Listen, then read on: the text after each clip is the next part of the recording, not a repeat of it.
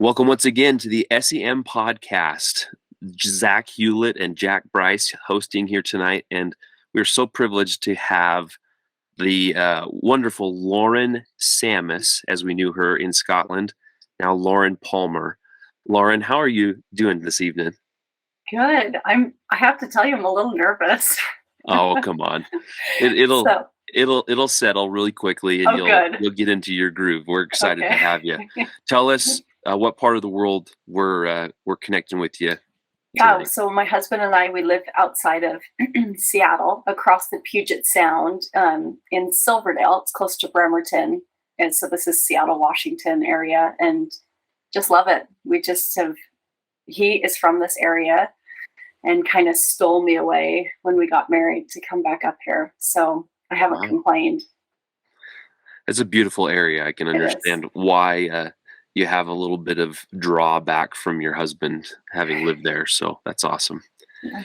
Well, cool. Well, just to give you a quick reminder of the format of our podcast. So we'll talk about your decision and ultimate your thoughts on when you received your mission call to Scotland. Then we'll jump over the mission, talk about life since you've been home, and then we'll go back through the mission. So the floor is yours, Lauren. We're looking forward to hearing from you.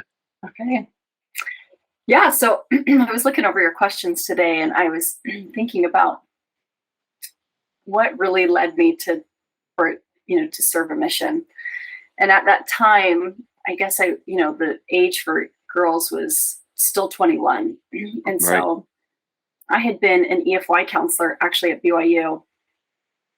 And I had had a few weeks um, of being a counselor there at BYU, and then some other areas at BYU, Idaho, and up in Logan, and just working with the youth and the constant testifying and being with them, helping them discern when they were feeling the Spirit was huge. And I remember coming off of this experience and really feeling just this desire to testify of Christ, which led me to really consider a mission. And I had actually never thought I'd go on a mission. Hmm. It was not something that was ever like on my list, my to-do list. It wasn't in my Right. patriarchal blessing or anything. And so I just decided that, yeah, this felt right. And so at that time, I was at home. It was the summer. I was at home and I was teaching. Actually, they had an older group of kids that were all home for the summer. We were all in a family ward, but we were all home for the summer, and they'd called me to be like the Sunday school teacher of this group. Okay. And one of the older girls who I'd grown up with, who was quite a few years older than me, her name was Andalyn Paul. She actually married Mitt Romney's son. Oh, And they were in our ward, and just a really neat girl. And she was one of those that you probably would have never thought would go on a mission either. But she ended up going on a mission. And I remember just looking up to her and just really seeing who she had become and having a desire to kind of pattern my life after that. And so anyway, I mentioned it to her. I had seen her at church. I mentioned it to her. And she said, well, why don't you come over to my house and we can talk about it? So I did. I came over to her house, and she was probably about 3 years older than me. And I just asked her questions and things, and it was just really it solidified it for me, that desire to go. And we just started to get the ball rolling. And everything kind of fell into place with the timing and things too. I was at BYU at the time, and took a leave, I guess, because I finished that semester, and then was off. So it kind of just fell into place for me. that's amazing. So when you received your call to Scotland, was that a surprise? Was that an expectation? Like, tell us a little bit more about that. So, I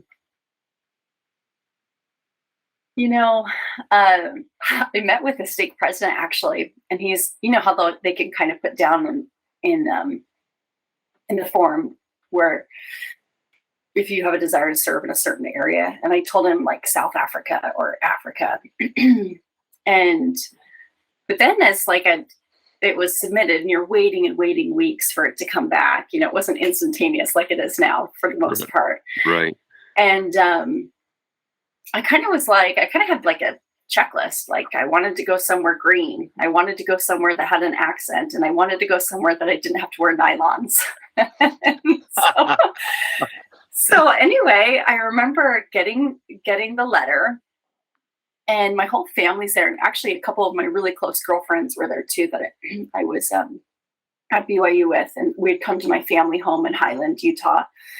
And I was opening it up, and we had family kind of listening in on phones and everything. And I went through and I was reading it, and I remember. So I'm a geography major. Oh, so this is gonna say a lot.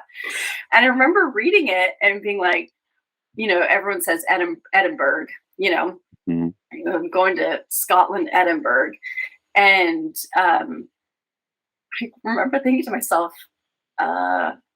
where is that? Yeah. So yeah, I had to like do a little kind of mental gymnastics there to kind of remember, you know. Oh my gosh. Anyway, I remember calling my grandmother, who is not a member. Both my mom and dad are converts, and so I'm the baby of 8. And one of my older sisters went on a mission too. She went to Florida, and when she went to Florida, my grandmother was kind of like, this is not a great decision. Why would you choose to do this kind of thing? And here it is, you know, years later, and I'm going on a mission. And I remember calling her up being like, hey, Grandma, you know, I opened up my mission call, and I'm going to be going to Scotland. And now my family is all from Scotland and Ireland. And she just was really emotional. It was kind of incredible to see how her heart had softened over these years, you know, of so many missionaries from my family. And here I was, the caboose, kind of bringing it up, and how she just was really proud of me. So that was really neat. I think going to Scotland, knowing that we had Scottish ancestry, just really kind of paved a path for her to have that softened, you know, exterior towards that decision. Wow. That's cool. Yeah. That is really cool. I mean, it's always interesting to hear the reactions of those that don't quite understand, you know, the methodology of why we choose to serve missions. And like you said, it sounded like, you know, as your siblings went and as they saw it, and I'm sure that she thought it was fairly strange when your older sister went on her mission, but then to get to you and she's like, okay, well, I guess this isn't really a surprise anymore, but to see that softening, that had to have been really a neat experience. Yeah. Awesome. And then do you remember time frame wise when you got your call and when you reported to the MTC? Yeah, I actually think I got it like the end of October. It was like October 30th. Like it was right around Halloween. And then I went through the Provo temple, like mid-December. And then I didn't actually report to the Preston MTC until February 3rd. Okay. So there was quite a bit of time, you know, of waiting. And I just, like I said, I took some time off, a deferment of my enrollment at BYU to go on my mission. It was really good timing because I actually came home like right in the summer, you know, of a year and a half later. So then I could go right into fall. So it was kind of perfect timing. That's amazing. So February of what year? 2003. I know. That's going to make it. Oh, is that when you were out there? Yeah. So this is going to be 20 years next year, like in like a couple months. Hang on. Yeah. So I needed some clarification. So Jack, were you guys in the same group? Yeah. Okay. Yeah. We were in the MTC together. Is that crazy? That is pretty crazy. I have to tell you, I don't have a lot of recollection of like very many people. Is that horrible? Like I remember sisters, but I just don't have, I wasn't really super close with a lot of the elders. I remember a couple here and there, but I was I was on the Orkney Islands for 6 months, and then I was over in Air for 6 months. And so I was kind of secluded, from a lot of people. President Vriens knew something that we didn't, I guess. I guess so. Troublemaker. Mm-hmm. All right. There was an unusual amount of sisters in our group too. There was 5 going to Scotland, and then I think we had over 60 in the MTC missionaries at the time. So right. And I think we only had like 18 sisters in the whole mission, right? Yeah. It wasn't a lot, like 18 or 22. Yeah. Yeah, that makes sense. So you went home what month of 2005 then? No. I was gone 2003 to 2004. Right? Isn't that right? Or 2005? No. Oh, no, you're right. 2005. That's the math. Yeah. Yeah. Thanks. 2005. I went home July. Okay. Mm-hmm. All right. So July of 2005, you come home. Tell us about what life has been like since you returned home from your mission. It was hard initially. I was just telling my kids this. We were having dinner the other night. We were talking about our missions, my husband and I. And I want to preface this. I loved my mission, and I loved the people, and it was just so wonderful. But there's a constant intensity of putting, X amount of hours in to work every week, and you just feel exhausted. And I remember coming home from my mission, really feeling like I had laid it all out, and having nightmares of being back out on my mission. That is the truth. I think we've all been there. Yeah, and I just was mortified, I have to do it again, because I just felt like I just laid it all out there. But so I came home from my mission, and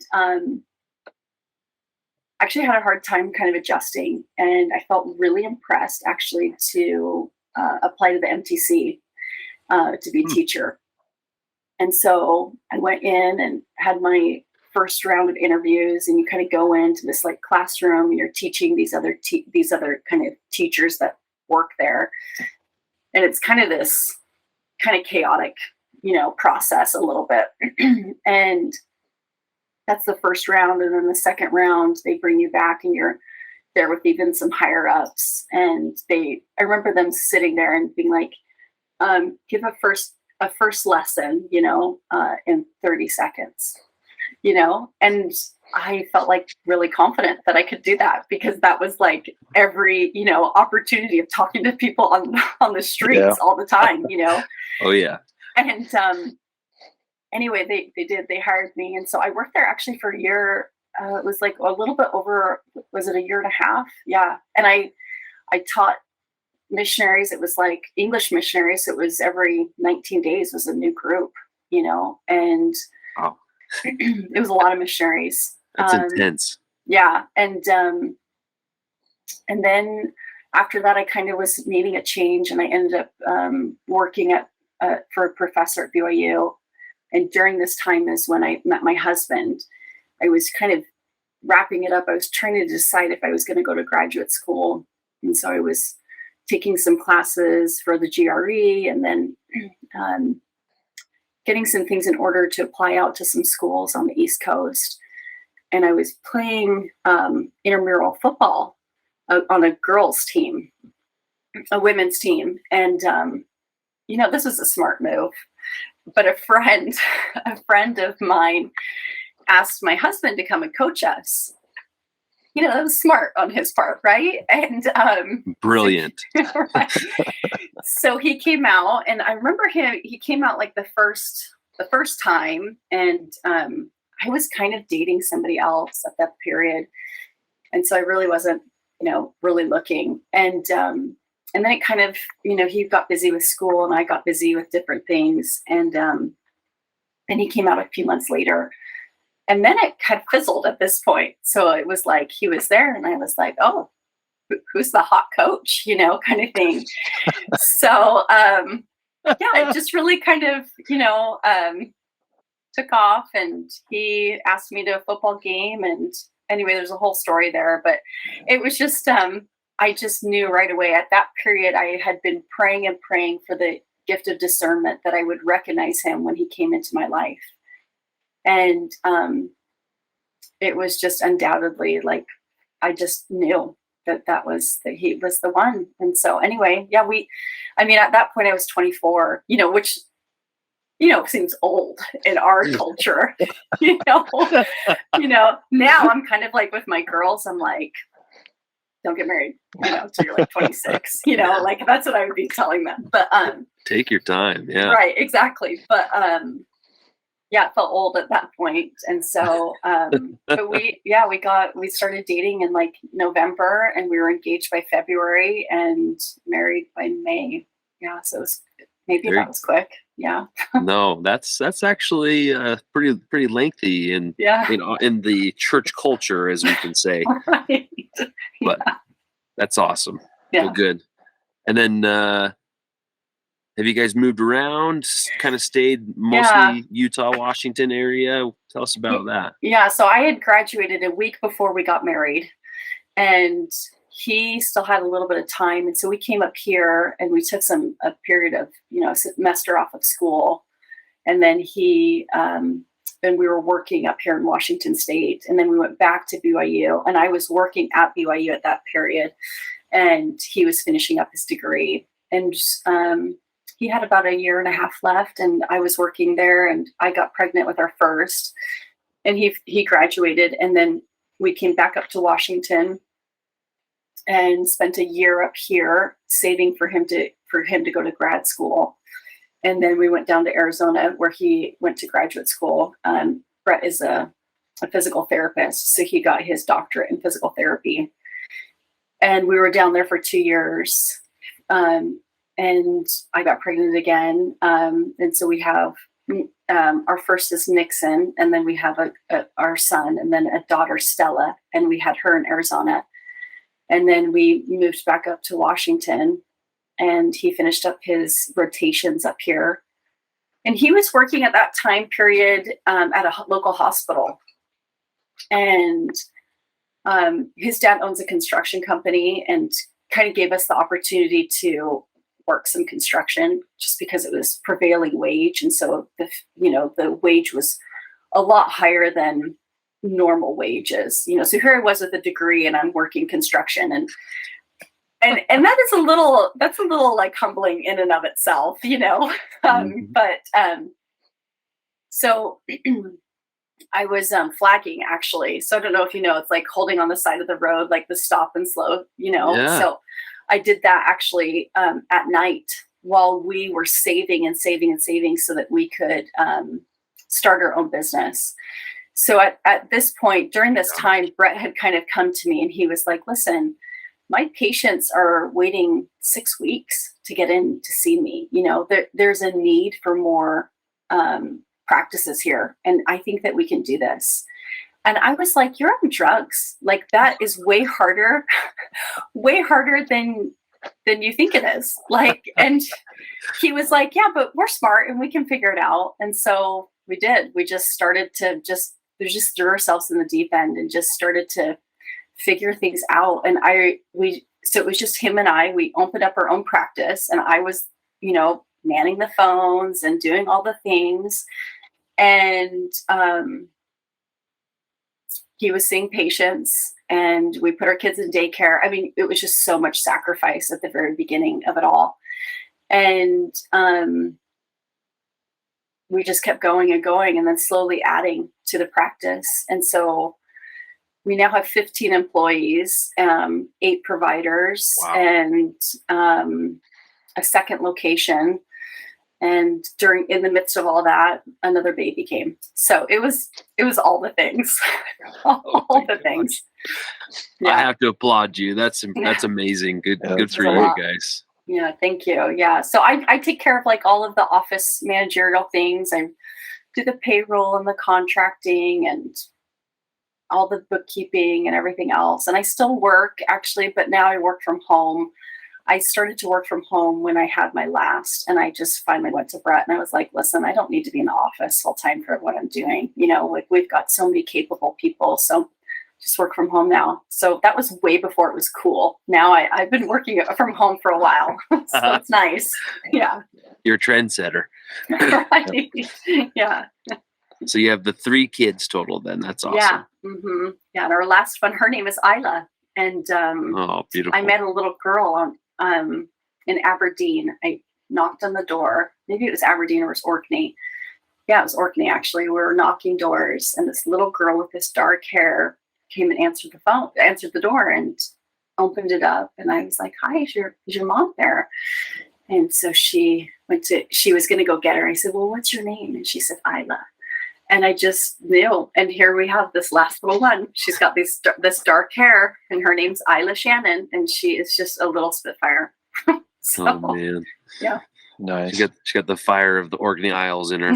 Right. I love it. Yeah. Yeah. What ages are your kids now? 13, 10, and 5.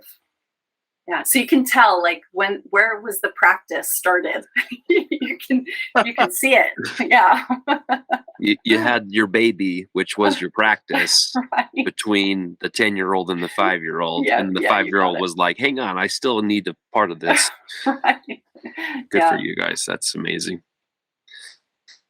Well, good. All right. Well, let's go back to the mission. And if you want, you can start at the MTC and your experience there. But just take us through the areas you served in, the companions you served with, and any of your favorite moments. Yeah, so I was at the Preston England MTC. That was incredible. Just a really neat experience being there. I was in a threesome. I was with Sister Barker and Sister Bogomolova. Nice. And that was just really, that was a gift, because that friendship was just lasted through the whole mission. In fact, actually, I served with them 2 other times. So I served with them a threesome at the very beginning of my mission. Then I served with Bogomolova, just her, halfway through our missions. And then I finished my mission with Sister Bogomolova and Sister Barker. And it was just, it was really neat to be able to have those bookends and that friendship throughout that whole period. Yeah. Wow. Yeah, so Sister Bogomolova came from Ukraine, Simferopol. I don't know if you've interviewed her, but she would be a fun one to interview.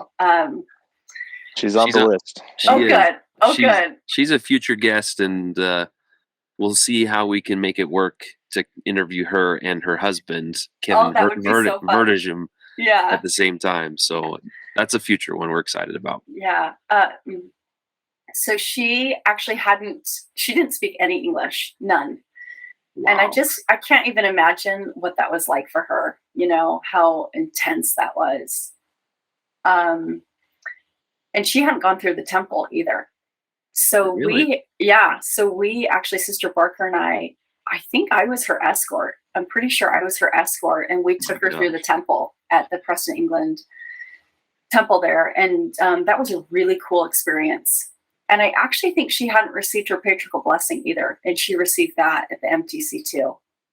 So just super cool things to be a part of, and to see just a totally different culture. And somebody who was so committed, to the truthfulness of the gospel. I think that was really impactful to me.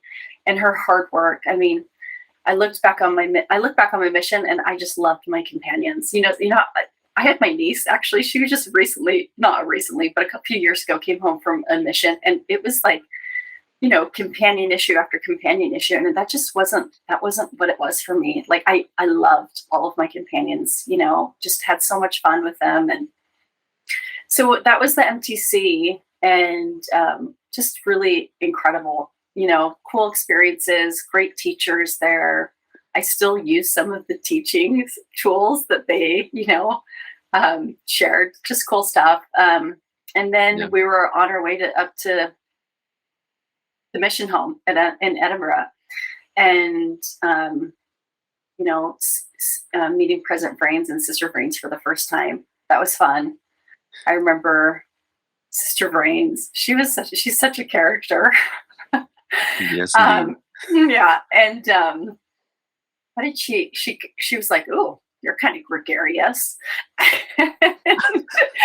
She just was funny. She just is funny. I just really enjoy her. But I remember sitting, because they owned Modern Display in Utah, which was like a huge interior design, firm, and had all these cool things. And anyway, I remember sitting at the table with them for the first time and looking up at kind of some of the decor there at the mission home. It's just super dated. Like, I don't know if you guys remember it, but it was very dated. And I remember being like, so are you loving this? Kind of thing. And she just started to laugh. And she was like, oh, Sister Sammis, we're going to get along just fine, And she was like, I've got big plans for this place. I was like, oh, I'm glad, because it really needs a refresh. It was obvious that nobody, and, it's like, nobody had really tended to it. And she did some amazing stuff there. Really, she had a lot of repainting done, and, so that was kind of like my first interactions with them. And they were just good people. I was reading through some of my journal and just some of my interactions with President Vriens, and it just was just good, I just feel really lucky that he was my mission president, So, and so then I was off to my first area, up in Aberdeen, which is actually where my family is from, is Aberdeenshire. Really? That's awesome. Yeah. So that was really neat. And I served with, oh my gosh, my mind just went totally blank. How embarrassing. I could totally. Yeah. Yeah. Please edit it. Definitely not. Sorry. Oh my gosh, Sister. It's gonna come back to me. It's probably her in my mission. Yeah, who was your trainer? Come on. Yeah, who was it? Clearly an impactful trainer. No, she was so great. And Sister Laird. Sister Laird, nice. Oh my gosh, how embarrassing, Sister Laird. Sorry. I love Sister Laird. She was so wonderful. She was so patient with me, because I think I wanted to hit the ground running, at like full sprint speed. And she was just really patient with that energy. And kind of, letting me, I wouldn't say necessarily take the reins, but letting me have a lot of say in different things. And she was exactly what I needed at that time. And then also very realistic too. Like, that's probably not going to work in today's, schedule, and so she just was really wonderful. We got along really well. And we're up there in the Bridge of Dawn ward. Okay. And they had some really, hard things happen in that ward, and stake actually. And so you could kind of tell that they were, just maybe still reeling from some of those things that had transpired. But just such good people, And I was only there for 3 months, but the Wilkinson family was up there. Oh, they're awesome people. Yeah.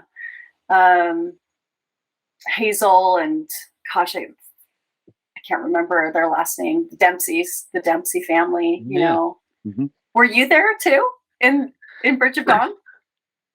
So Jack trained me in Peterhead. Okay. For my first 3 months. And then I was the zone leader in the Aberdeen zone leader area for my last 6 months of my mission. So, 9 months of my mission in the Aberdeen stake. Oh yeah. I mean, I just love that stake. It's unbelievable. So many wonderful people. Yeah, you get to know everybody when you're there for that long. Yeah, 100%. Yeah. And so it didn't feel like I really had super strong connections probably with some of the people in the ward. I mean, I still keep in touch with Hazel, but she's really the only one from that area. And we just keep in touch via Instagram and, message back and forth every once in a while and things. But yeah, so that was really neat. And I remember being with Sister Laird and this is kind of interesting, but I don't know how this came up, but there was some sort of conversation about the Orkney Islands. And I was like, well, I kind of was, maybe a little bit prideful or cocky. And it was just like, oh, I'm going to go there. And she was like, no, you're not actually. She's like, no, because they don't send sister missionaries there. There's not enough priesthood. They need the elders there. And I was like, well, maybe you're wrong. And I hope she watches this, because then she'll text me or something and reach out and be like, and anyway, it was just really, and then lo and behold, Mood's call came, and President Vriens gets on the call, and he's like, hey, Sister Sammis, we're going to send you and Sister Breach up to the Orkney Islands. And it was kind of like I knew that was going to happen, but also like I was surprised at the same time. When you kind of verbalize something because you feel it in your heart and in your mind and everything, and then it actually happens, you're like, whoa, Heavenly Father, just pull that back a little bit. That was a little too much, and so that's kind of what it felt like. And I think poor Sister Laird was just like, she was surprised, and, but I'll tell you, this comes full circle, Sister Laird. Don't worry, it comes full circle, because this exact same thing happened with me when I trained Sister Cooper. So anyway, it is what it is. But so I went up there with Sister Breach up to the Orkney Islands, and that I still have such a fond.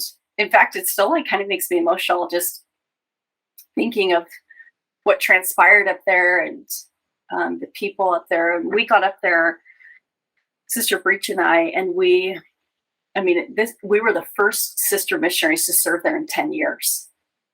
They hadn't had. I remember going to people's door, and they were like, "What?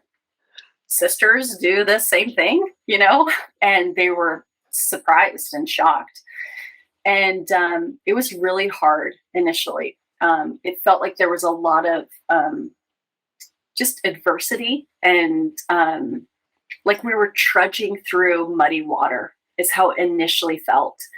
The work was really slow initially, and it was just really, it felt difficult, for lack of a better word. And we got up there and kind of started to kind of familiarize ourselves with the area book and what we should do first, and started to call upon some people that they had already, the elders had already previously taught.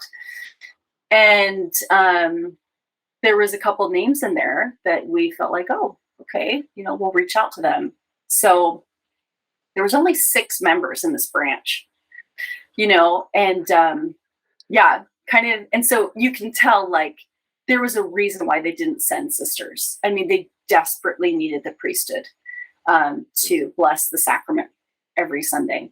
And so the fact that we were up there was just a huge sacrifice, because it suddenly put this pressure on this little branch to be like, okay, we've got to sort out who's going to do these priesthood responsibilities. And so I remember kind of going through the area book, and there was a couple names that we were like, oh, okay, well, we'll go meet them. And the first name was, President Scully was the branch president there, and his sister was a member and was baptized with her 5 kids, but they were no longer coming to church. And so Sister Breach and I were like, well, we're going to go get them back to church, because our little 6-member branch needs some help, Yeah. And she was living with her boyfriend, I think, at the time, and they had since then gotten married, I think. But so anyway, we ended up going to their house and calling upon them. And I remember her opening the door and being like, oh, you're girls, just really kind of surprised, and they were very kind and invited us in. And we just started to chat and just kind of get to know them.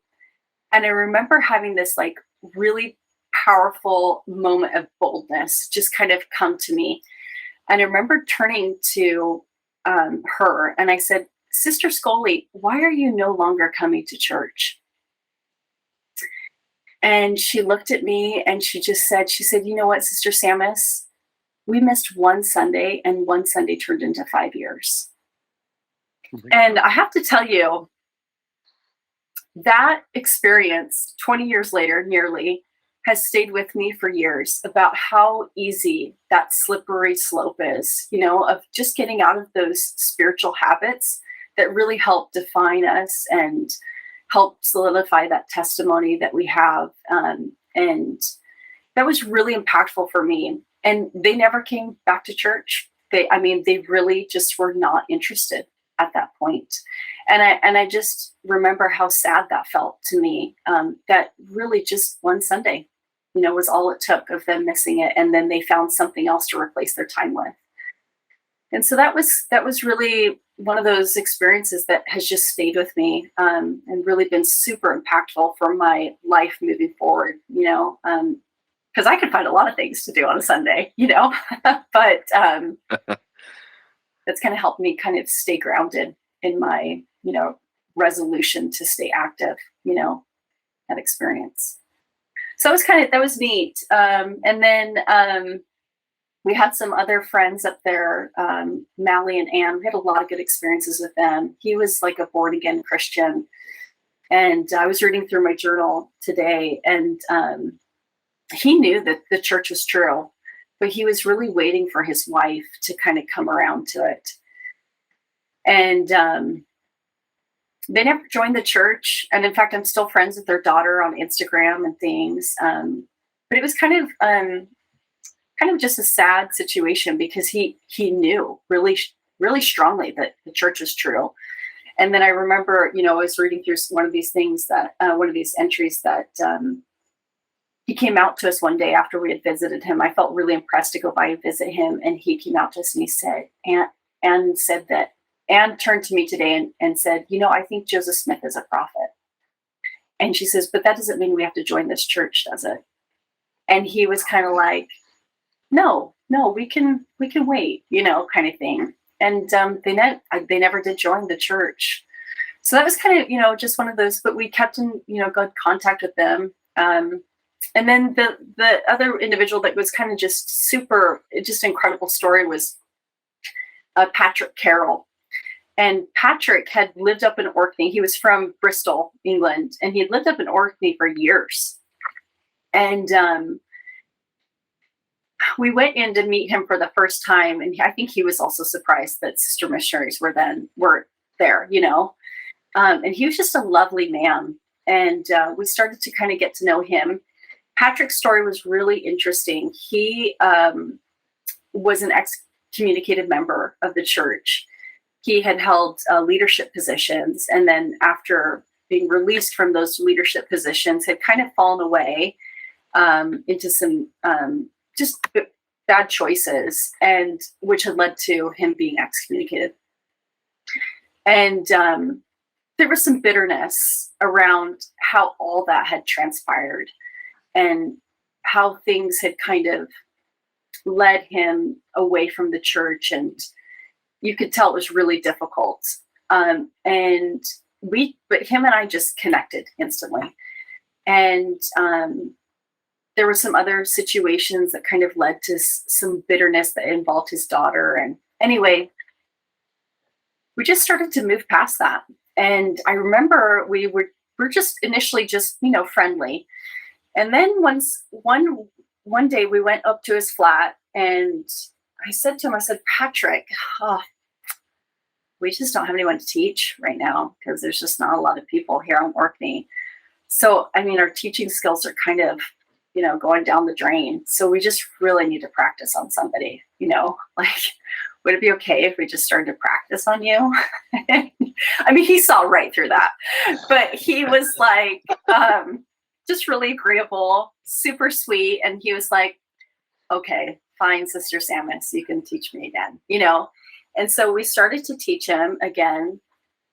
And I know he had some conflicts. He was kind of like some sort of aide at like an assisted living thing. And he also took phone calls and things. And it was right during church time. So he had a difficulty with coming to church. And I remember going to President Scully and be like, hey, is there any way we could make it change to when we do sacrament versus, flipping the schedule, right? For sacrament meeting and Sunday school and things. And initially President Scully, I think, was a little reluctant to do it, but we were kind of creative in making it seem like it was his idea. And we're like, oh, brilliant. It's a great idea. But that makes it awesome so that Patrick can come to church. And so he did. He made the switch to the schedule, and all of a sudden Patrick could come. And Patrick started coming every Sunday. And it was just really sweet to see, this little branch just really embrace Patrick. And it was just really, really special. And we didn't actually think that he would ever be able to be rebaptized. Actually, it was kind of an involved situation, and we never thought he'd be able to. And I remember writing a letter to President Vriens, kind of like sharing the story and the experience and everything. And President Vriens called and was like, hey, I'm going to send up President Van Hagen up to Orkney, and he's going to interview Patrick. And we were like, okay, well, probably still has to go through church headquarters. So, okay, we'll see where that goes. And he sent up President Van Hagen, and President Van Hagen met with Patrick. Now, this is during this period. I'd already been in Orkney for like 6 months. I'd had Sister Breach, and then Sister McConkie came up. And so this is like towards the very end of me serving up there. And President Van Hagen met with Patrick, and he, just initially it was just supposed to be like a meeting to kind of see what the whole story was and what needed to happen. And President Van Hagen came out of that, and he met with us, and it was like, that was really good.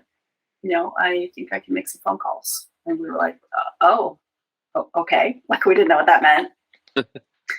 And lo and behold, they approved it. And it was kind of shocking.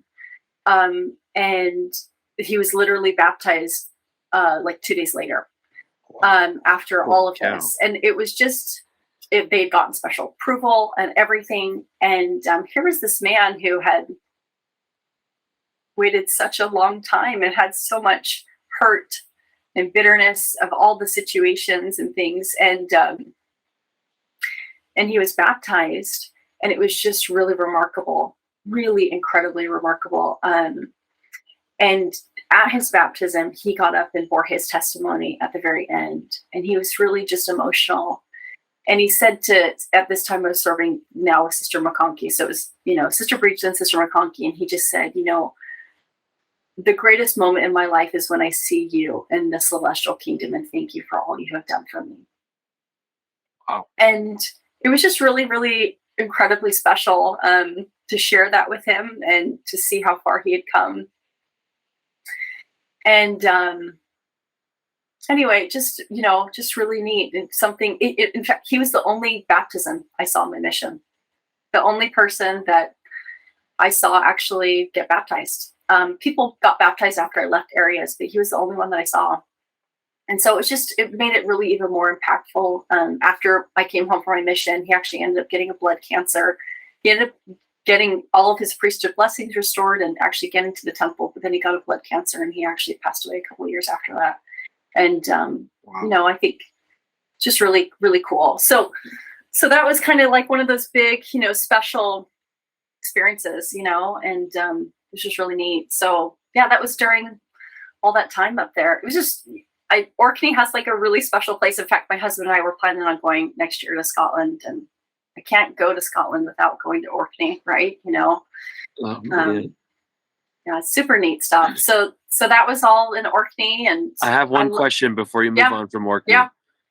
Did you, as the sister missionaries in Orkney, do service at the pig farm?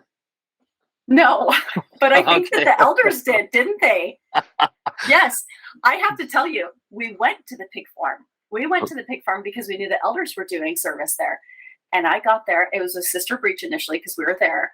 And it smelled so bad. I remember saying to Sister Breach, I cannot do this. Like, I cannot no. And she was like, no, me neither, and we were like, oh, sorry, I just don't think this is going to work out for us, yeah. So no. So were you on Orkney then? I was. Yes. So just based upon timeline, I'm sure that your 6 months was like late spring to early to late fall, right? Yeah. Yeah. It was like April to October, I think is what it was, or longer than that. Yeah. Mm-hmm. So I was in Orkney around this time of year for 4 weeks before I got transferred out. You were. They closed the area after I'd been there for 4 weeks. Yeah. And so I had a little different experience. I mean, it was freezing, gale force winds, all this different crazy stuff. But we did do service on the pig farm, and that was one of the most memorable experiences from my mission that I can recall with some fondness. But at the same time, it was definitely, the second you said the smell, I can smell it. Those smell memories. That smell never leaves you, Jack. Never. No.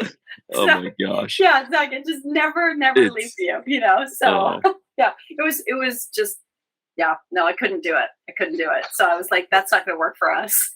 I mean, the biggest thing for us was we went for the fresh eggs, and I think we got bacon and some other food things that was like, we can't buy that at the store on our limited budget, so we'll go do some service for that.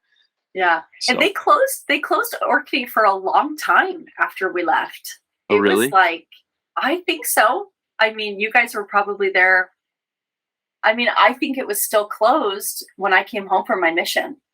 So it was a long time. I mean, because Sister Cooper, she actually went and served up in Shetland. Right. And the Shetland was only open. They didn't have Orkney open at that time.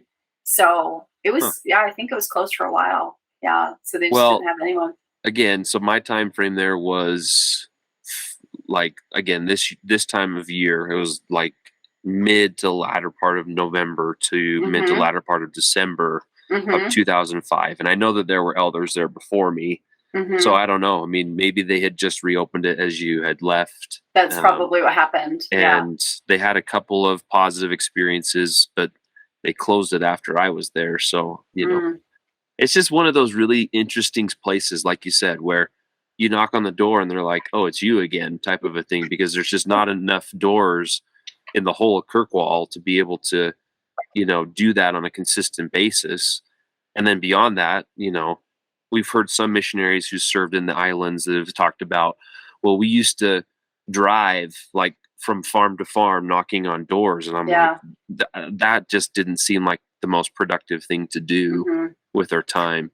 I don't remember us doing that so much. Like, what? One of the things that we did actually, well, funny story about the gale force winds, that actually happened to us. Sister McConkey and I were traveling down. We were on our way to see someone that we were teaching. I can't remember. I think his name was Reese. Gale force winds. And I'm driving, and Sister McConkey's next to me. And the bonnet of our car pops up into the windshield. Oh, no. And I mean, it's like 70-mile-an-hour winds, And I'm like, she's screaming. She's like, what? Kind of thing. And I'm like trying to stay calm. There's like only this little part that they can see through kind of thing. And I'm like slowly pulling it over. We're getting out of the car. And we're getting out of the car. And we're trying to like push this bonnet down, but the wind is just keeping it. And I'm trying to push it down. She's trying to push it down. And we just start laughing. And then I'm still pushing down, and she's getting back in her car. I'm like, what are you doing, Sister McConkey? She's grabbing her camera. She's taking a picture of us. And like, that was classic Sister McConkey. Like, this is a crazy story. Nobody's going to believe us. We're going to take a picture. So, and then like this good Samaritan with his dad, pulled over and helped us. But we ended up having to like wire it shut and then drive back to Kirkwall. So. Oh my gosh. Yeah, super, super just, so many funny things. I know that, we were lonely up there, Sister Breach and I. We ended up having Sister Orange. She was a member of our companionship. I mean, you remember Wilson from Castaway. So we had like a little orange that was on our dash. And we, I mean, it's just like all the crazy things, because you were so lonely. I mean, I don't even think we talked to the elders every night, like I like it. It was only like maybe once a week, and so it was just her and I, hanging out every day. But yeah, no, it was probably my most fondest memories from Orkney. And it was funny. I was reading through my journal, and some of these things I have like absolutely no recollection of. So I was reading this, and I actually called my husband today, and I said, I have no recollection of this, like none whatsoever. And he's like, what was it? And I said, I took a plane from Orkney to Edinburgh when I was done there, when they got moose. And he was like, it's kind of a big deal, like to take a plane on your mission. I was like, I know it is, like you would think you would have some sort of recollection about it. None. Yeah. Oh man. So, good thing you kept a journal. Right? Yeah, that's right. Yeah. I had the opportunity similar to you where I moved. I was in Johnston down, west of Glasgow, and I got moved up to Orkney, and so I took a train up to Aberdeen, and then they put me on a flight with my companion back to Orkney. I was like, I get used to this. Oh yeah. And then we took the like 15-hour ferry ride with all of our things overnight, and we didn't have a bunk room. Like we had to sit in the upright chairs, and I was like, this is honestly the worst way to travel in the world. Like I don't do well on airplanes because I don't fit in the chair very well. Right. My goodness, that it was just, imagine being on an airplane and doing this the whole day. Yeah. It was so bad. Miserable. So bad. Yeah. So because I was up there during, 6 months, every time we had a zone conference, we would come back down on the ferries, and I mean, through the North Sea. I mean, it was brutal. I mean, if you don't know seasickness until you've traveled on the North Sea, and it was brutal. And so when they told us that we were flying back, it's in my journal here, I was elated. I was like, great, like I'm done with that ferry, So yeah, it was just so many fond memories up there, So after I was there in Orkney, I came down and I was with Sister Bogomolova again in Ayr, and that was really neat. Just I had a really hard time though. I feel bad adjusting to being away from Orkney and being away from Sister Breach and Sister McConkey. I just adored them, and we had such a good friendship. And the first couple of days was just really a hard adjustment. And we were also walking everywhere. Ayr was a huge area, huge walking area everywhere, and also taking the buses. You couldn't even get out to like some of the areas that, the previous, because we were whitewashing, some of the previous elders were, teaching people. And so, but, then, Sister Bogomolova, I got over my, initial kind of adjustment period, and we just hit it off again. I just so enjoyed her. She just was so easy and so lovable. I think, Sister Bogomolova had this amazing gift where, this was not my gift, but we would be in like a teach, and she just would start talking, and like the spirit would just ooze from her, it just it just was flowing, and you could watch the people that we were teaching, and you could see that they were feeling the spirit. When you see someone and you're like, oh yeah, they're feeling the spirit. It was like every time she opened her mouth, I remember feeling like, that's not my gift. Like I can teach really clearly and succinctly, but spirit oozing from me is not my gift. But that was hers, and she was amazing. She was just so fun, and we just had such a laugh, and so we were there together, and we had the Bishop Dewey. Did either of you guys serve over in that area? I didn't know. So Bishop Dewey, and someone's going to have to correct me. I bet somebody's going to make a comment on this or something. But Bishop Dewey was the bishop, and he was young. He was maybe like 28 at the time. Wow. He went on to he was the bishop. And then he was, I think, a high counselor for a little period, and then was the stake president. Oh. And then was for like a long period, maybe 8 years or something, and then was released from that, and they moved. And now he's the stake president again.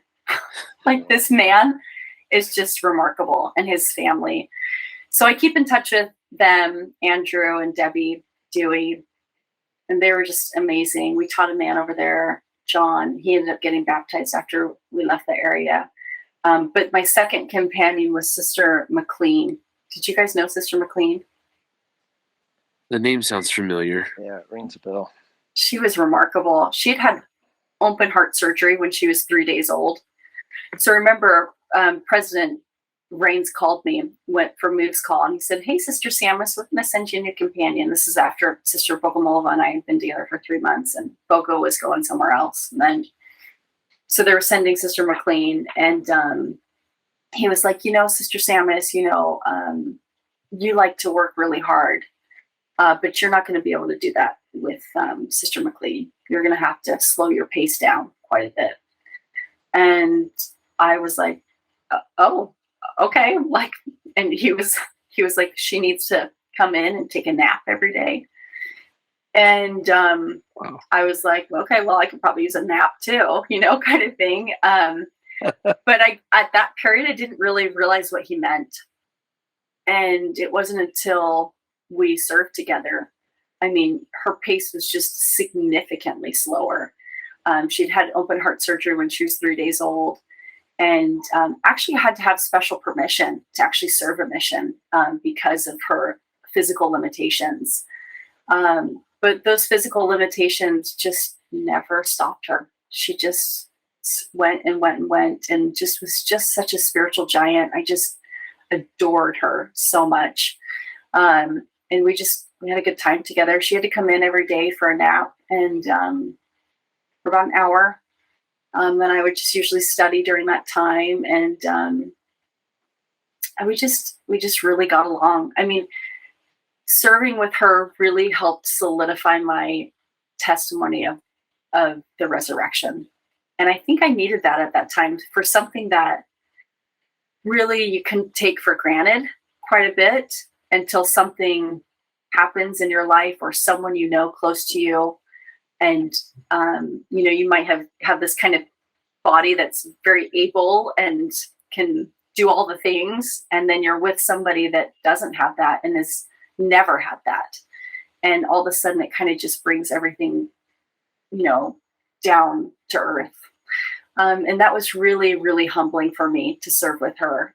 She just was such a remarkable missionary. She just never let it impede her ability to serve and her desire to serve. So that was really cool. Made some good experiences there. And then I was off to Edinburgh to train Sister Cooper. And I was kind of, at that point, I didn't ever think I was going to train, because now I was like 3 months away from was it 3 months? Yeah, it was like 3 months away from being done, on my mission. Everyone else on my same age had all trained.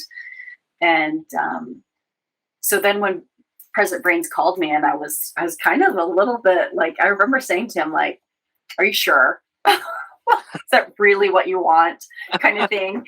And he was like, yeah, Sister Sammis, yeah, you and Sister Cooper are going to be great. Well, Sister Cooper was from Utah, from kind of a, farm towns in Utah. And I think it was Roosevelt. Mm-hmm. And she was wonderful. Just really, I don't know if either of you ever served with her, but she was amazing. Just really kind of very happy and cheery. And that was just exactly what I needed during that time, because, when you're starting to kind of wind down, you're feeling a little bit of the drag. And she just was energized. And the funny thing is she knew I served in Orkney, and she's like, well, I'm probably going to serve on the Shetlands. And I was like, probably not, actually. So this comes full circle. Yeah. Your own medicine there. Yeah, taste my own medicine for sure. And yeah, lo and behold, we were together for 6 weeks, and then she was off to Shetland. And I don't remember who she served with, but she was up there for a long time too. I think she was up there for 6 months. And so that was kind of cool to kind of see that kind of come full circle, but yeah, and then, she's episode number 5, by the way. She was the first sister missionary that was willing to come on and be Good part of for our her. conversation. She I served around her for quite a bit of the mission and saw her often, and so go and listen to her episode. I think you'll enjoy that one. Yeah, I will for sure. Yeah, she was just really, really wonderful. I haven't kept in really good touch with her, actually, so that will be fun to kind of see where she's at now. I think we're just friends on Facebook, so that would be fun to kind of see where she's up to. Yeah, sure.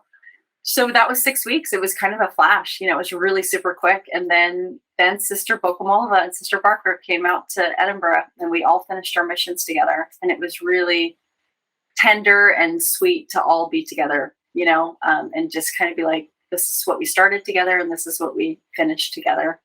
And I don't remember us having like really, I don't know if either of you serve in Edinburgh in the ward there? No. So the bishop there, his name was Bishop Laird, Paul Laird, and young guy. And anyway, we ended up getting really close with him and his wife. And they ended up, having some struggles after I came home from a mission. He ended up actually coming out and visiting me in Utah.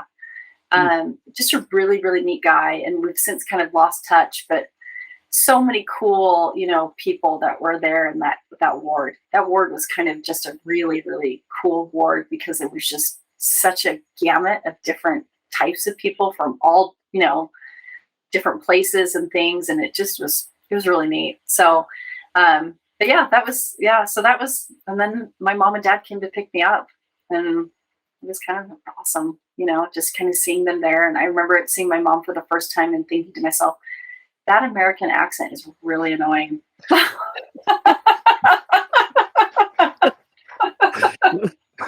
Isn't that funny? Because your ear just gets so used to the Scottish, and so.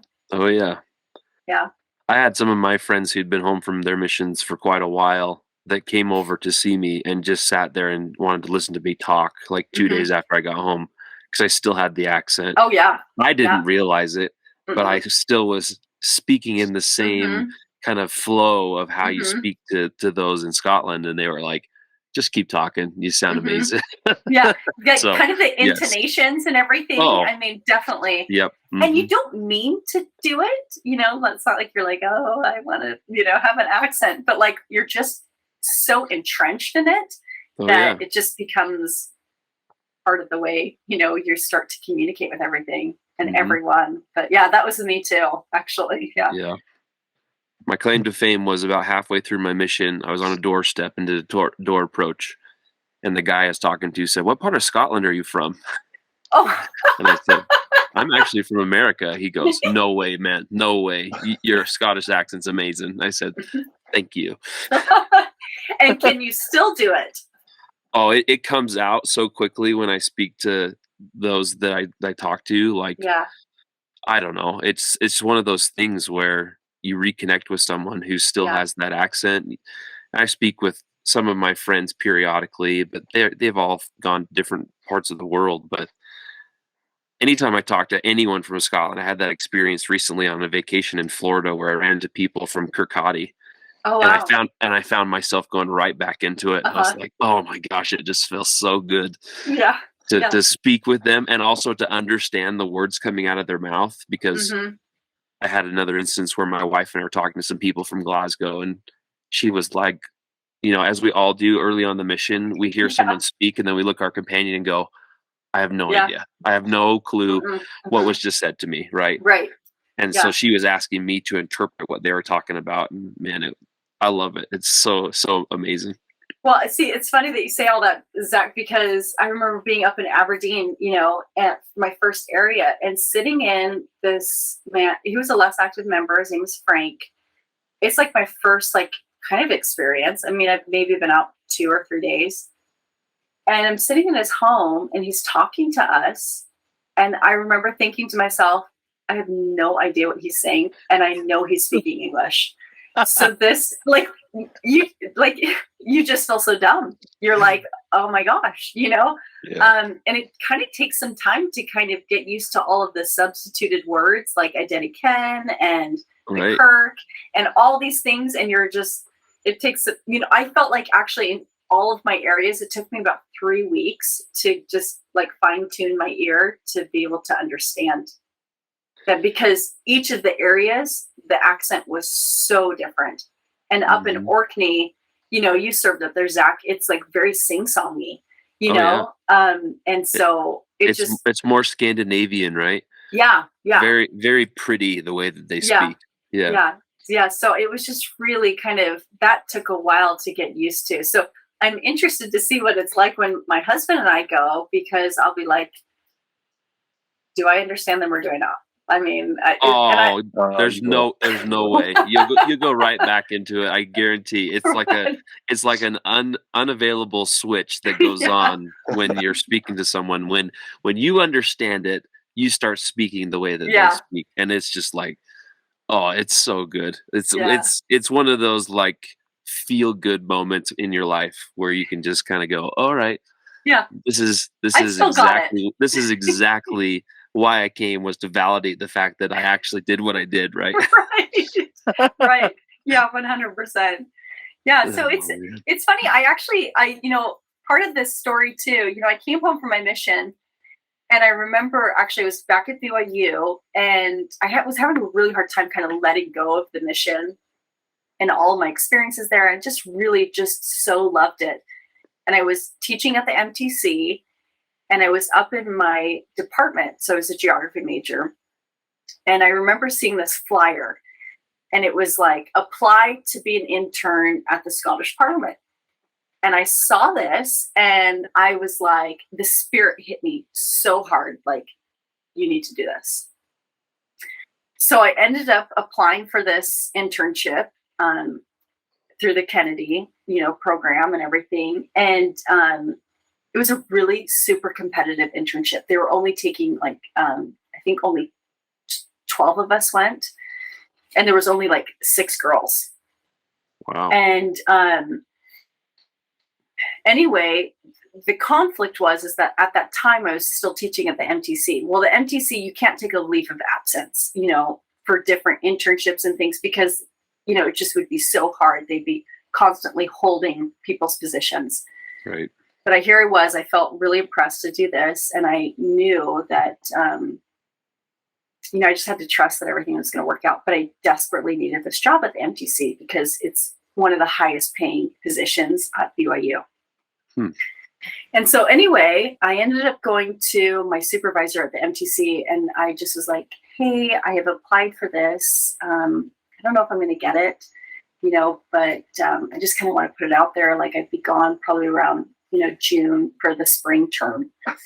And she just kind of reiterated to me, she's like, Lauren, we don't save jobs for people. Like, it's just such a competitive position. We have so many people applying all the time. And I was like, I know, I just want to let you know. Well, then I went through the interview process and everything, and I ended up getting the internship. And I ended up going to Melanie. Her name's Melanie Cottam. And I was like, hey, I got this, and she's like, okay, well, we're going to have to, have your last day as such and such. And I said, okay, and I was just gutted. And, I just kind of went through my last couple of weeks there and things. And the day before, it was like the second day before my last day, she comes up to me, up into my class, and I'm teaching and everything. And I finished my teaching. And she kind of pulls me aside and she says, Lauren, send me an email when you get to Scotland. And I was like, okay. So they processed my final paperwork at the MTC of my employment and everything. So I got to Scotland, and I just pop her off an email. Hey, Melanie, I'm here in Scotland, so awesome to be back in the, in the mission and everything. And she responds back and she's like, Lauren, I was able to hold your job for you. Oh my gosh. It was really, really neat. I mean, they did not do that for anybody, nobody, because it's such a competitive position, at that time, teaching at the MTC. And that was just really a testament to me of just, the Lord's hand in your life, like here he was, he had prompted me to do this thing. I didn't know how it was going to work out, but he knew it was going to work out. And I just had to trust in this and take that step into the dark before everything was eliminated. And that was really, really cool. So I was able to be there, be back in Scotland and be at the Scottish Parliament. And you work with it's called an MSP, which is a member of Scottish Parliament, kind of like a senator here, and work with someone there. And I was there for six weeks. And that really helped me finally let go, because I hear it. It had just become, I just become so entrenched with this experience, that I just was having a really hard time just finally being like, I can move on from my mission. And that's what I needed. And it was just really neat to be able. And so then I went all around Scotland and went back up to Orkney and saw all the people and did all the things that I felt like I needed to do, and was able to finally move on, so it was cool. That was a really cool experience to go back as not a missionary. I was going to say, so you're I'm guessing it was in Edinburgh, right? Yeah, I was in Edinburgh. Mm-hmm. Okay. Yeah. Tell us about the out-of-body experience of being in Scotland and not keeping the mission rules.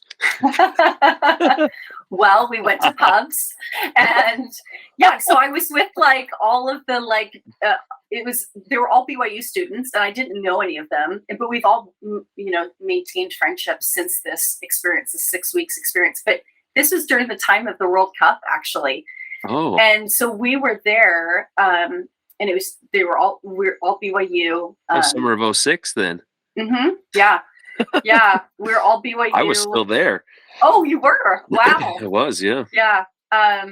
We're all BYU students, and we would go to the pubs with, there was other kind of they were kind of, not interns in what we were doing, like a free intern, but they actually worked there and worked with the MSPs. And so we became really good friends with a lot of them, and we would go to the pubs and get our Diet Coke and sit and cheer on all the different teams. And, we would go to plays, and it was really cool to be there and experience Scotland, not as a missionary. It just gave me a new appreciation for those experiences, So I met up with Sister Bryce. She was living in Edinburgh at that time, and we would go and take salsa lessons together. And it was just really cool. So neat to be able to be back there and have that experience. So much gratitude that was part of that experience was part of my story, so. That's really unique. Mm-hmm. Yeah. That is really cool. I mean, I'm jealous. I wish I would have found that flyer like that, because I would have been all over that in a heartbeat. No, there's no way I was not getting that internship. I'd be like, I can understand the people. There's no way that Joe Schmo over here can. Right. Right. Oh, yeah. Amazing. Yeah. We had some crazy experiences too. I remember we were out campaigning in Glasgow. This is crazy. This is wild. In fact, I don't know if this is, but we're out campaigning in Glasgow. We finally get back into the cars, and we're driving out of Glasgow. Now, I didn't really serve in Glasgow. I was down in Ayr. I maybe came up to Glasgow a couple times for Christmas things, but I didn't. I mean, Glasgow, there's some rough areas, Yeah. Super rough areas. So we're driving through this really rough area, and not kidding, this guy comes out of this pub, and he is gushing blood everywhere. And literally a stabbing has just taken place. This other guy's, it was craziness. Oh my gosh. And lo and behold, there's this girl that's from BYU with me, and she's young. She's I don't know, 19. I think she's really young. And she's stop the car. We've got to get out and help this man. And you kind of go into mama bear mode. And I remember just nobody is going anywhere. Walking the thing, and I'm drive. This is not a moment to be the Good Samaritan. Keep going. No. And we just watched this whole scenario happen. It was wild. It was absolutely wild. And I remember thinking to myself, I'm so glad I did serve in Glasgow. You know? Yeah. Did this happen like in an evening around a soccer match? No, probably. I mean, Sure, it was. Yeah. It gets wild. We because again that happened June. It was right at the end of President Sister Vriens' time there. Yeah. And President Vriens told us straight out, he's like, if there's a soccer match on and you see people gathering at the pub, go home. Like, there's no reason for you to be out in the streets doing anything. Mm-hmm. Go be in your flat or go be with a member or go do anything else but be out on the streets. Mm-hmm. And so we use that as our excuse to watch the soccer match more often than not. Yeah.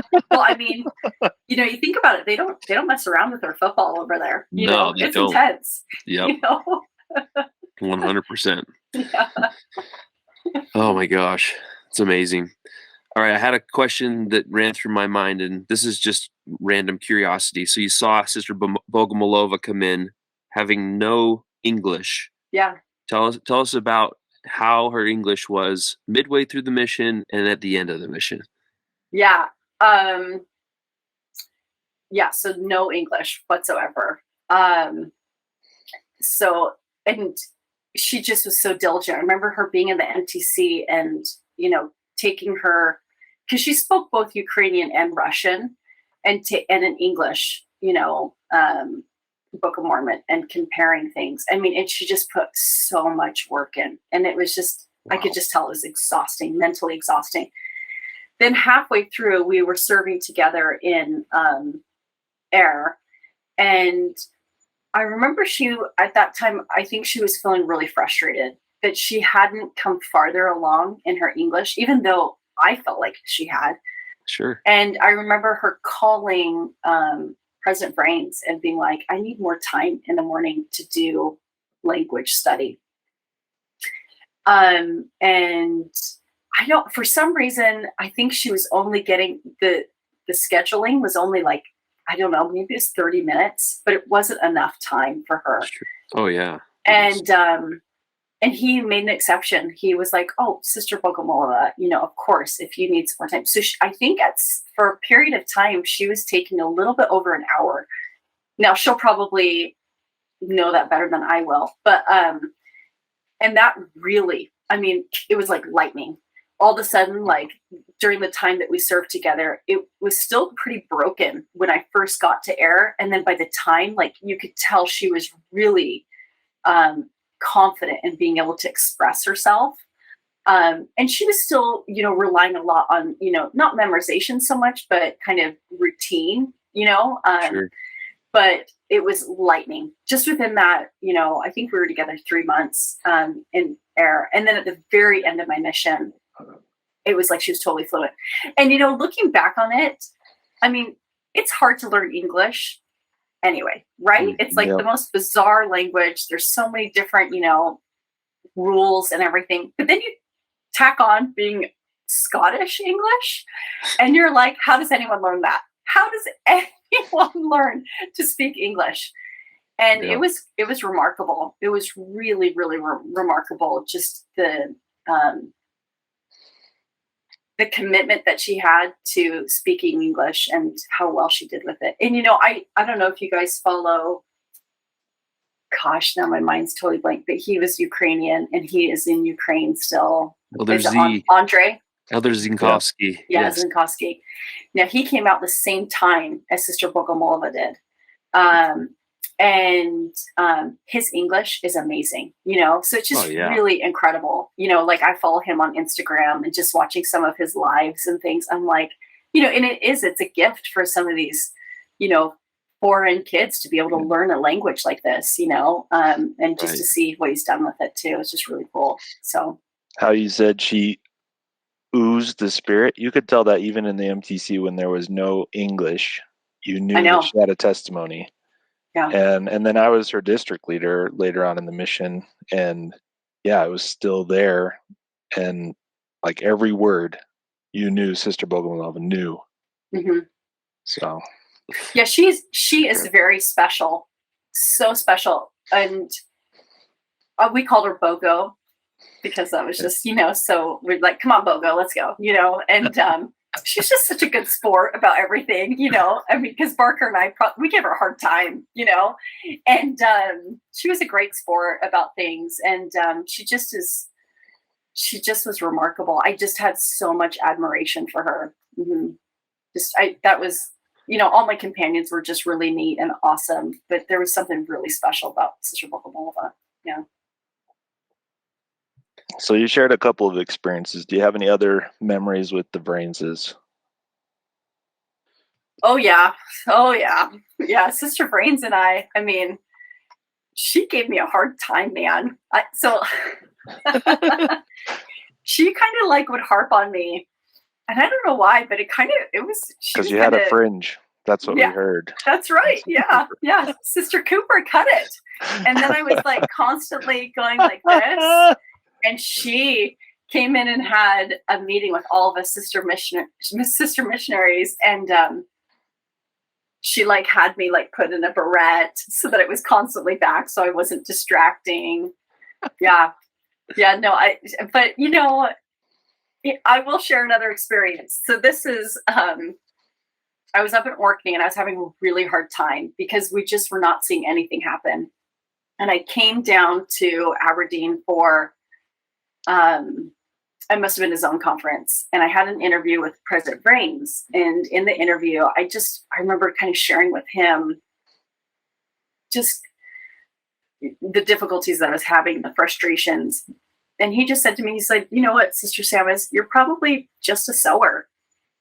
You're not a reaper, and somebody else is going to come along and reap, all the work that you've done, kind of thing. And that was kind of a hard pill to swallow, if I'm honest. But he just kind of, said those things. And then over the pulpit, and he was kind of like,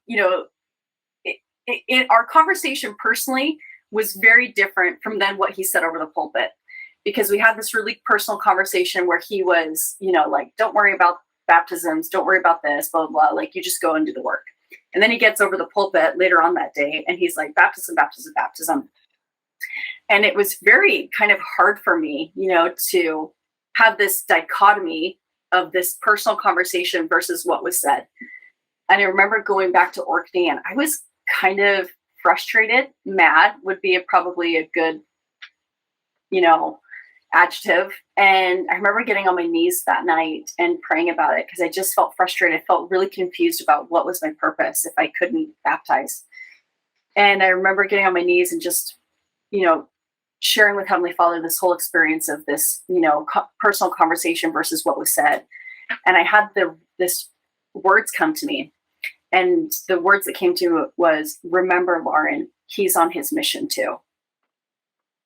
And that was really helpful for me to put things into perspective, to help me remember he was learning just like I was learning. He was learning to be a mission president just like I was learning to be, a missionary, and that we were all making mistakes along the way and just doing our very best. And, that Heavenly Father was working with these really imperfect individuals to make this perfect work go forward.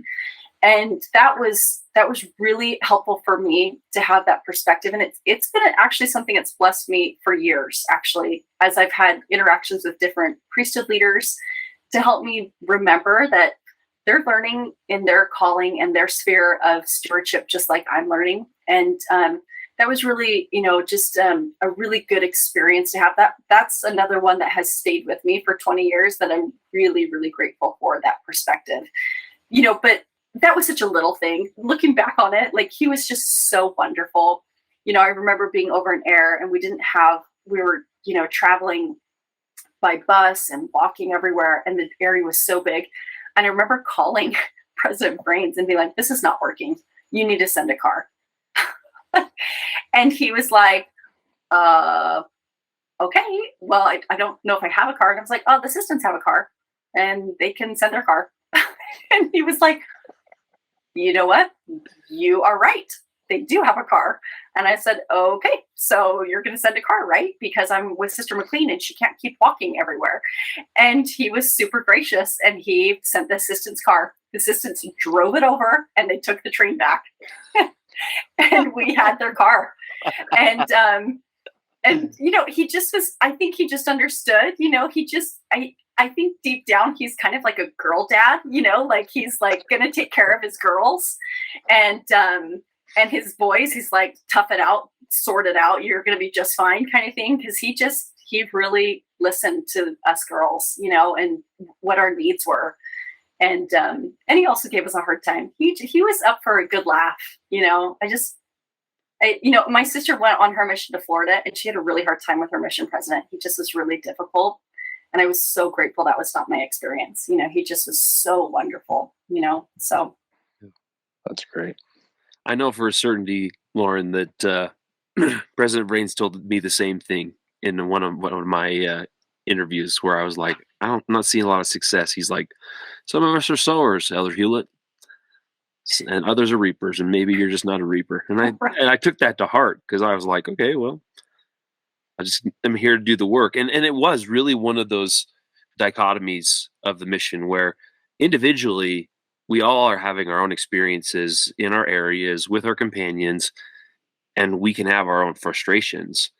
But when it comes to these large gatherings of missionaries, the rah-rah of this is the ultimate goal, it's hard to be individual in the way in which you share your messages. And so beyond that, I just thought he did it very, very well. He was very good at articulating things. He was very good at stepping back both physically and mentally in instances and saying, hey, I may have said something incorrect. Let me correct that. Or let me internalize this for a moment before I respond. And those were things that I learned from him that were very, very powerful because I had a short fuse as a teenager, excuse me. And I've become much more patient as a result as an adult. So I'm very grateful for that, just as well as what your experiences that you shared.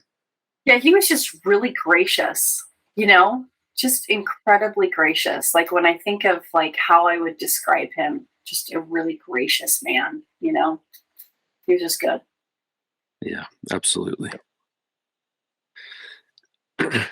Well, Lauren, we talked for an hour and a half. I know. How long do these normally go? Like I could keep going, but like nobody wants to listen to this for an hour and a half, right?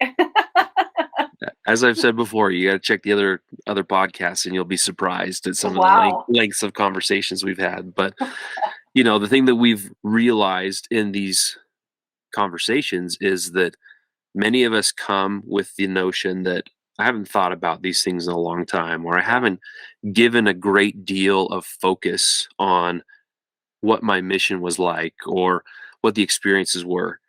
And then you dive into it and the spiritual vault just opens. And that's why Jack and I have loved doing this. I mean, our wives can attest that they're early on in our experience, we were so gung-ho about it because it was just so fun to feel that love of Scotland and to, reminisce on joyous times. But you brought up something early on in our conversation that a lot of other missionaries have said as well.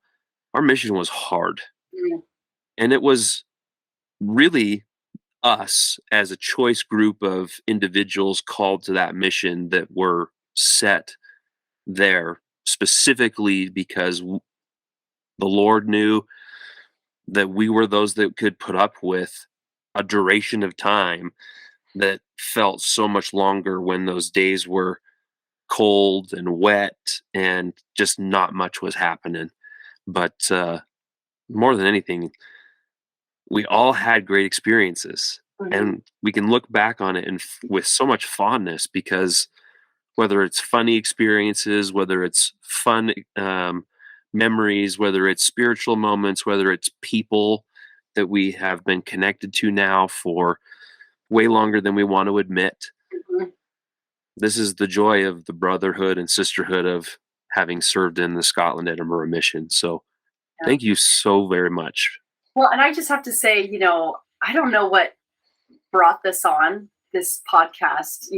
I'm sure there was a lot of inspiration behind it, but what a gift it is to us that get to participate in it. because it made me pull out my mission journal, which I really haven't read in 15 years, maybe. I mean, honestly, and Right. and that's why I have no recollection of an airplane ride from Orkney, because I'm like, that happened. But no, but honestly, like, what a gift it is for us, because there is value in remembering. And I'm really grateful for this conversation. I'm really grateful for the time that you take. I know that you have your own families and busyness yourself, and that's a gift that you've given to us and the others that have participated. And so now I'm excited. I'll have to become like a podcaster and start listening to things, but thank you so much for reaching out. On a personal level, Zack, for the other listeners, you've just shared something on Facebook. Tell us a little bit about what's going on with you personally. Oh man, this is not my platform to share, but for anyone who hasn't seen, I mean, I'm connected to a lot of people, but Yeah. found out about a month and a half ago, through a number of experiences and just trying to figure out what's going on with my physical health, that I have a brain tumor. Wow. And that will be alleviated in the coming days, and Yeah. I'm grateful for that. And honestly, more than anything, the conversations that I've had as a result of sharing this experience that I'm going through now have been incredibly spiritual. Mm. Um, More than anything, the outpouring of love, support, prayers, well wishes, willingness to help, just I can't say enough of the amazing people that I have in my life. And the funny thing for me is that each of them are from different phases of my life, whether it's growing up as a child in my childhood ward or neighborhood, um, having moved from many different states in my adult life, people from Scotland, people from just the mission in general, and then people around me in my current situation. So I'm incredibly excited, and I know don't many people don't talk about brain surgery with the optimistic side of things, but that's been a mantra of mine that I have gained over the last few years, where this life is hard enough as it is. To have a non-optimistic outlook on situations, it makes life that much more difficult. So